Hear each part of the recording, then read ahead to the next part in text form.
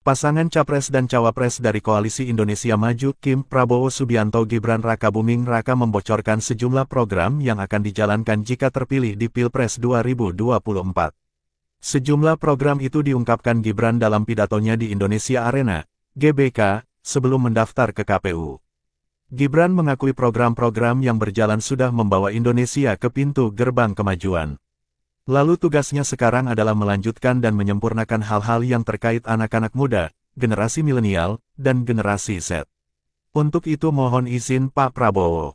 Saya ingin membocorkan beberapa program unggulan, kata Gibran.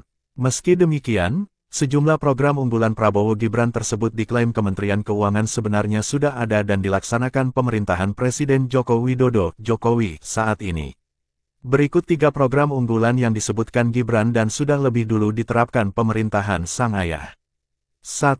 Kartu Indonesia Sehat KIS Lansia. Gibran mengatakan dia dan Prabowo sangat memperhatikan jaminan kesehatan warga, terutama untuk masyarakat miskin dan lanjut usia, lansia. Oleh karena itu, ia ingin membantu mereka melalui program Kartu Indonesia Sehat KIS Lansia.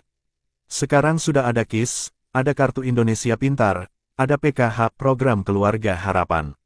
Nanti saya tambahkan lagi KIS Lansia, ucap Gibran.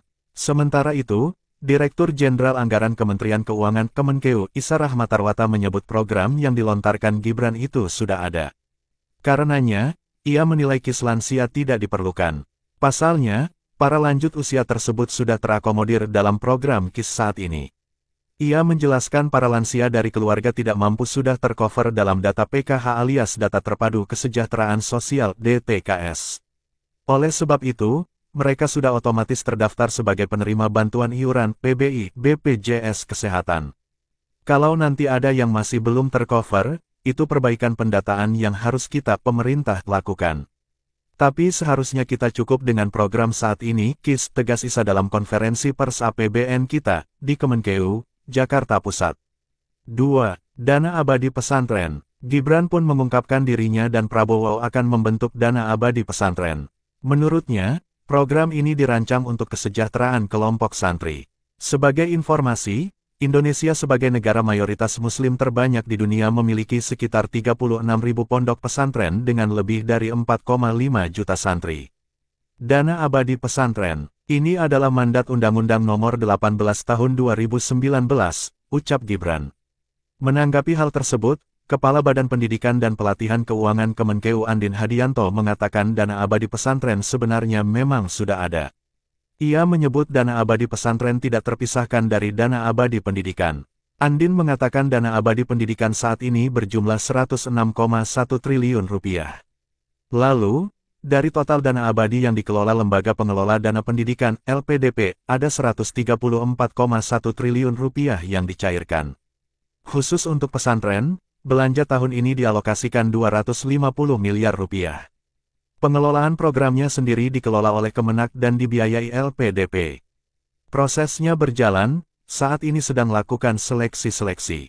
Tujuannya meningkatkan kapasitas santri dan juga para pembina santri, seperti program persiapan beasiswa, multimedia pesantren, pengambilan fatwa, dan lain-lain, jelasnya. 3. Kredit Startup Milenial. Gibran juga menyinggung program yang berkaitan dengan perkreditan. Putra sulung Jokowi itu berencana memberikan dukungan bagi kelompok milenial yang ingin mengembangkan perusahaan rintisan. Adapun dukung tersebut diberikan dalam bentuk kemudahan kredit bagi kaum muda yang berkutat di bisnis startup. Sekarang sudah ada yang namanya KUR. Sudah ada yang namanya kredit Mekar, sudah ada wakaf mikro, ada kredit ultramikro, nanti akan kami tambahkan lagi kredit startup milenial. Ini untuk bisnis-bisnis para milenial yang berbasis inovasi dan teknologi, kata Gibran. Kredit startup milenial yang dimaksud Gibran sebenarnya sudah masuk dalam program KUR saat ini. Pasalnya, KUR memang menyasar individu yang memiliki usaha. Berikut syarat untuk mendapatkan KUR. 1. Individu, perorangan. 2. Memiliki usaha yang telah berjalan minimal 6 bulan. 3. Menjalankan usahanya di salah satu platform e-commerce misal Shopee, Tokopedia, dan atau penyedia ride-hailing, Gojek atau Grab. 4. Tidak sedang menerima kredit dari perbankan kecuali kredit konsumtif seperti KPR, KKB, dan kartu kredit. 5. Persyaratan administrasi. Identitas berupa KTP, kartu keluarga KK, dan surat izin usaha, dapat berupa surat keterangan yang diterbitkan oleh e-commerce atau ride-hailing.